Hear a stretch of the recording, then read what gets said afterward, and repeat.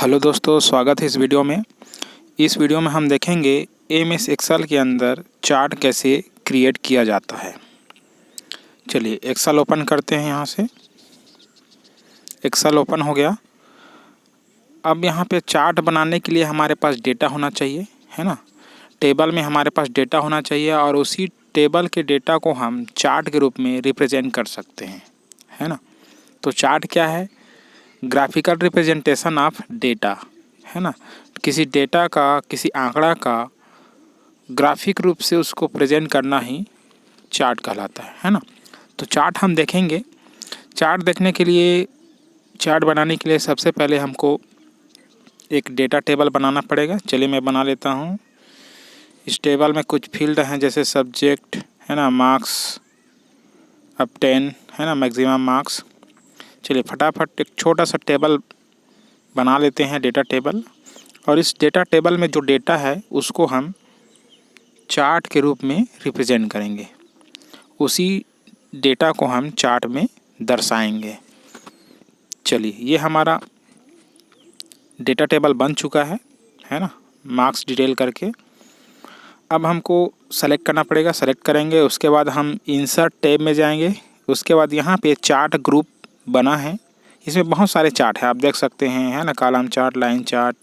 हम column chart देखेंगे। Click करेंगे बटन में कॉलम चार्ट वाला। अब यहाँ पे 3D वाला मैं सेलेक्ट कर लेता हूँ, ये वाला, ठीक है। देख लो, जैसे मैं सेलेक्ट किया, चार्ट यहाँ पे बन करके रेडी है, ठीक है। अब यहाँ पे कुछ निर्धारित करना पड़ेगा। चलिए फिर से देख लीजिए। इंसर्ट टैब में जाएंगे, कॉलम, है ना, चार्ट ग्रुप में कॉलम। ये देखो चार्ट आपका इंसर्ट हो चुका है, लेकिन इसमें कुछ और ऐड करने की आवश्यकता है। चलिए इसके लिए हम लेआउट टैब में गए और यहाँ पे चार्ट टाइटल। अब इस चार्ट का टाइटल यहाँ पे हम लिख सकते हैं, है ना, जैसे कि मार्क्स डिटेल, है ना, मार्क्स डिटेल, क्योंकि हम मार्क्स डिटेल को ही चार्ट के रूप में दिखा रहे हैं, तो इसलिए चार्ट का टाइटल होगा मार्क्स डिटेल, ठीक है। चलिए अब फिर से वही काम, है ना, लेआउट टैब में गए और यहाँ पे एक्सिस टाइटल। एक्सिस टाइटल में आपको जैसे कि एक्स एक्सिस में और वाई एक्सिस में, है ना, जो एलिमेंट यहाँ पे चार्ट में शो किया जा रहा है उसको हमको यहाँ पे बताना पड़ेगा। चलिए तो यहाँ पे हॉरिजॉन्टल एक्सिस में जो डेटा है, तो यहाँ पे कहना चाहिए सब्जेक्ट है, तो नेम ऑफ सब्जेक्ट मैं यहाँ पे लिखूँगा, है ना। टाइटल में नेम ऑफ सब्जेक्ट, क्योंकि यहाँ पे जो हॉरिजॉन्टल क्षैतिज में जो दिख रहा है आपको चार्ट में, वो आपका सब्जेक्ट है, ठीक है। और यहाँ पे जो वर्टिकली दिख रहा है ना, वो आपका मार्क्स है, ठीक है।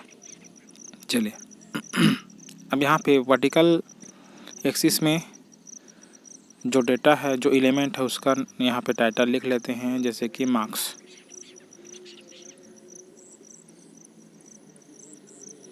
हो गया। फिर हम जाएंगे लेआउट टैब में और यहाँ पे लीजेंड, है ना, लीजेंड ऑलरेडी सेट है ना, वहाँ पे दिख रहा है ना। जो मैरून कलर आपको दिख रहा है वो आपका मैक्सिमम मार्क्स को रिप्रेजेंट कर रहा है कॉलम में, है ना। तो इसको ज़्यादा चेंज करने की ज़रूरत नहीं है ना। सीरीज़ 1 आपका मार्क्स अप 10 को रिप्रेजेंट कर रहा है और सीरीज़ 2 आपका टोटल मार्क्स को रिप्रेजेंट कर रहा है। सीरीज़ 2 आपका मैरून कलर में दिख रहा है और आपका सीरीज़ 1, है ना। चलिए लीजेंड हो गया, ठीक है। इसको ज़्यादा चेंज करने की ज़रूरत नहीं है। आगे देखते हैं। फिर लेआउट टैब में जाएंगे और यहाँ पे डेटा लेबल बहुत इंपॉर्टेंट होता है। जो डेटा आपको टेबल में दिख रहा है ना, उसको इसमें शो कराना पड़ेगा। जैसे मार्क्स अप 10 आपको दिख रहा है ना, और मैक्सिमम मार्क्स आपको, है ना। डेटा लेबल हम इस तरीके से निर्धारित कर सकते हैं चार्ट के अंदर में, ठीक है।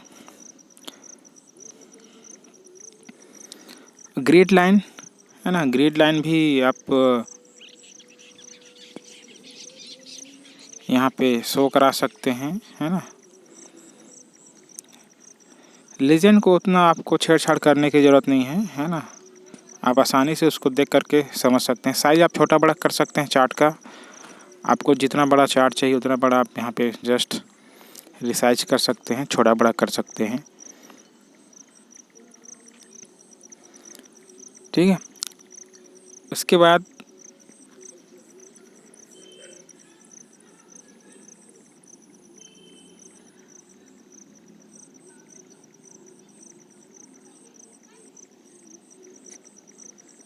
चलिए ग्रिड लाइन आपका सेट हो चुका है ना।